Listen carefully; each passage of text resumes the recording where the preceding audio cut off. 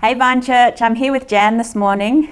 Jan Abbas, married to Iko. They've been coming to Vine Church for the last year and a half, but you guys have been around Vine Church since the beginning. These guys, have been supporting Vine since we started. We've hung out at their holiday house. They've hosted us while we've had vision and planning days. So it's great to be here with you this morning. And Jan, we've been chatting a little bit about your experiences in 2016, and I was wondering if you could share a little bit about that with us this morning. Well, 2016 started off on a real high, Liz. And from that high, went down to a low. I've been having regular mammograms, and for no reason other than my doctor said it was a good idea. And I was diagnosed with possibility of breast cancer after a mammogram at the end of April. Yeah. So what happens when you get a diagnosis like that? How did you feel when the doctor raised that as a possibility? Shocked. Yeah, to be brief, shocked. Yeah. Even though I'm the glass half empty person and was sort of prepared maybe that might be the case. I was shocked. Nothing kind of prepares you for that? No, nothing prepares you. Yeah. Shocked, upset, wondering what the future would hold, all of those things. How did your trust in God impact you when you were given that diagnosis? I'd like to point to what Toby said in a sermon recently. Yep. You can glance at God and trust in your own circumstances, or you can trust in God and glance at your own circumstances. And I think that was me throughout the whole thing. Yeah. I trusted in God fully sometimes and just glanced at my circumstances. And then other times I was trusting and worrying about my circumstances and just glancing at God.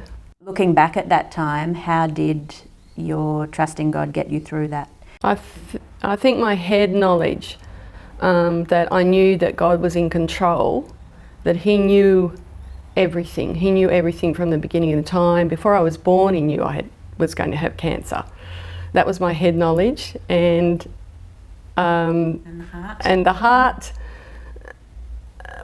desperately wanted to believe that, and I think that it did. But there were other things along the way that helped me. A friend who had died about a year before of melanoma had the strongest faith I had ever seen in anybody. Wow. She died of melanoma, and throughout the whole thing she would say to me, Jan, God knows, don't worry, God knows. And those words kept on reverberating in my brain. I had supportive Christian husband, you mentioned Iko before, and a Christian sister, Diane, who helped me as well. I could talk to her anytime. 2 elderly Christian friends in my Bible study group who helped me and supported me as well. So along the journey there's been a few things I'm noticing, God's provision in giving you a doctor who sent you for regular testing, and a friend who walked, I guess, that cancer journey just before you did, and you could see her trust and faith in God in that. Yeah. Looking back at your story, is there anything else you'd like to share with us, what God was teaching you? There's a song by Trevor Hodge called There Is No Other Name. And I must say, before my operations, because I had to wait a month or so for the major operation, so I had a few sleepless nights, just wondering what the end result would be after all the tests. And I just played it on repeat. I sat up at 1 o'clock and 2 o'clock in the morning making cards, because that's what I like to do, with that song on repeat, and it kept me calm. And I even was able to listen to that song while I was waiting to go into the operating theatre each time.